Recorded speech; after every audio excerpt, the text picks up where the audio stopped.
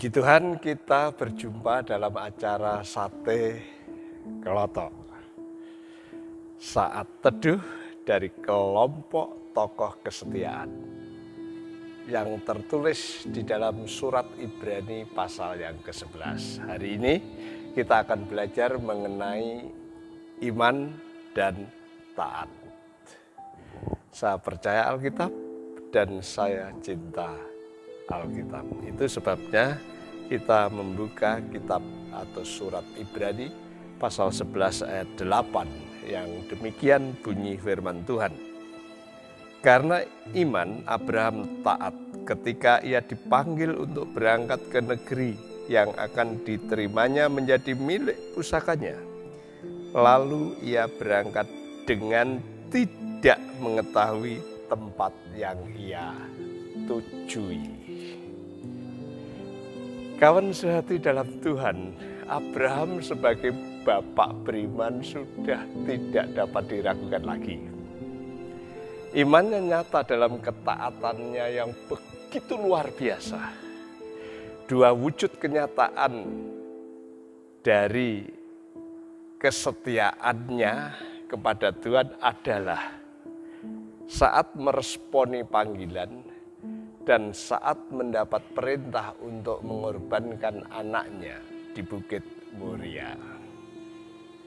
Ketika mendapat panggilan Tuhan untuk meninggalkan negerinya, wujud keyakinannya adalah langsung pergi.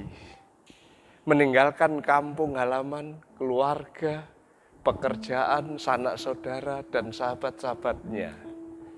Padahal Tuhan belum menunjukkan ke negeri mana ia harus pergi. Tetapi Abraham pergi saja, seperti yang dikatakan di dalam firman Tuhan. Lalu ia berangkat dengan tidak mengetahui tempat yang ia tujui. Kalau di zaman sekarang, seorang hamba Tuhan bila disuruh pergi atau pindah ke tempat pelayanan, atau siapa saja ya yang disuruh pergi atau ke tempat lain, pertanyaan yang hampir pasti diajukan adalah, saya disuruh pergi ke mana? Saya pindah ke kota mana? Pelayanan atau pekerjaan bidang apa yang akan kami kerjakan? Kita pasti butuh kepastian dahulu sebelum kita melangkahkan kaki untuk pergi ke tempat lain atau ke pekerjaan lain. Namun tidak demikian dengan Abraham. Sekalipun dia belum tahu kemana, tetapi kepastian bagi dia terletak kepada keberadaan Tuhan itu sendiri. Tuhan itu yang pasti menunjukkan dan membawa ke tempat yang baik, yang cocok. Abraham memilih percaya kepada Tuhan yang pasti itu, dan wujud nyata imannya adalah taat. Ketaatannya yang boleh dikatakan ketaatan yang gila dalam arti all out, taat betul, adalah pada saat diminta untuk mengorbankan anak satu-satunya, anak perjanjian, anak merdeka, anak dari Sarah permaisuri, yaitu Ishak. Kalau Abraham bukan bapak beriman, pasti timbul beribu tanya. Mengapa harus mengorbankan anak? Secara agama, bukankah mempersembahkan anak adalah praktek ibadah agama-agama yang menyembah dewa? Seperti dewa Baal, Molok, Asitoret, dan lain-lain. Mengapa harus mengorbankan anak padahal Allah kita adalah Allah yang penuh kasih, Allah yang benar, Allah yang melarang orang untuk membunuh sesama? Mengapa harus mengorbankan anak? Secara teologis mungkin Abraham bisa bertanya, kalau Ishak harus dikorbankan, kalau Ishak nanti mati, bagaimana nanti jalur Mesias yang akan memberkati dunia ini akan datang lewat jalur mana? Kalau tidak taat dengan perintah Tuhan, bagaimana berkat yang dijanjikan Tuhan akan terpenuhi dalam dirinya? 1000 bahkan 1.000.000 tanya akan muncul. Tapi Abraham melangkah dengan pasti karena tahu hanya Tuhan Allah yang pasti. Dia bisa membangkitkan Ishak dari yang tidak ada menjadi ada. Dari rahim yang mati muncul kehidupan.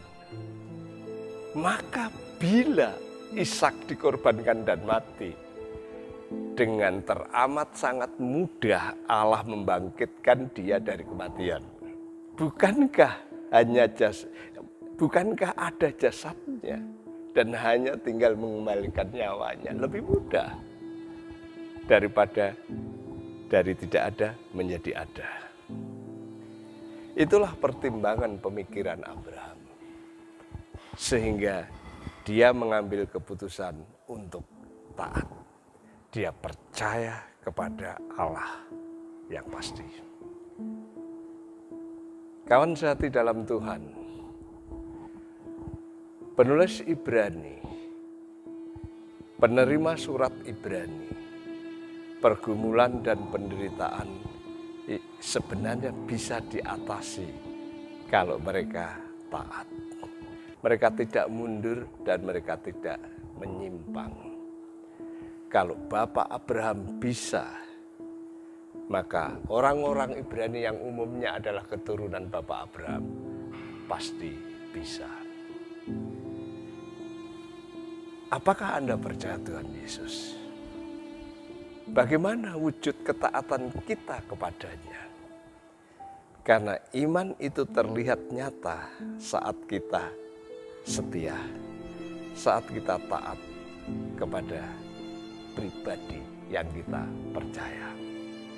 Kalau Tuhan misalnya menyuruh kita pergi ke gereja, kita ke tempat wisata, ke mega mall, sekedar nyuci mata, atau tetap pergi ke gereja.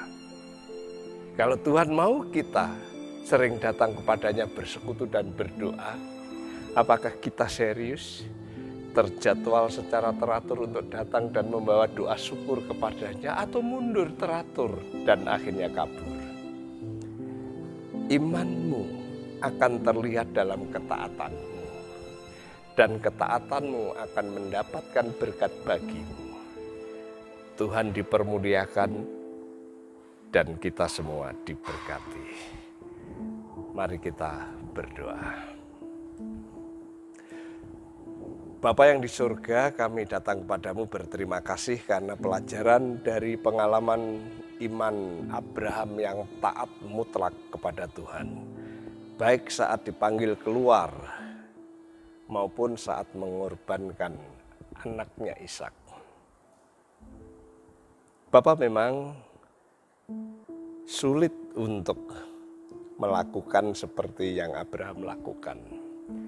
Tapi setidaknya kami mohon pertolongan yang dari Tuhan, dan kami akan berusaha sekuat tenaga mewujud nyatakan iman kami kepadamu dalam bentuk kesetiaan dan taat dengan apa yang Tuhan perintahkan. Terima kasih Bapa, buat kami taat, karena ketika kami taat kami dekat dengan berkat. Dalam nama Tuhan Yesus. Amin.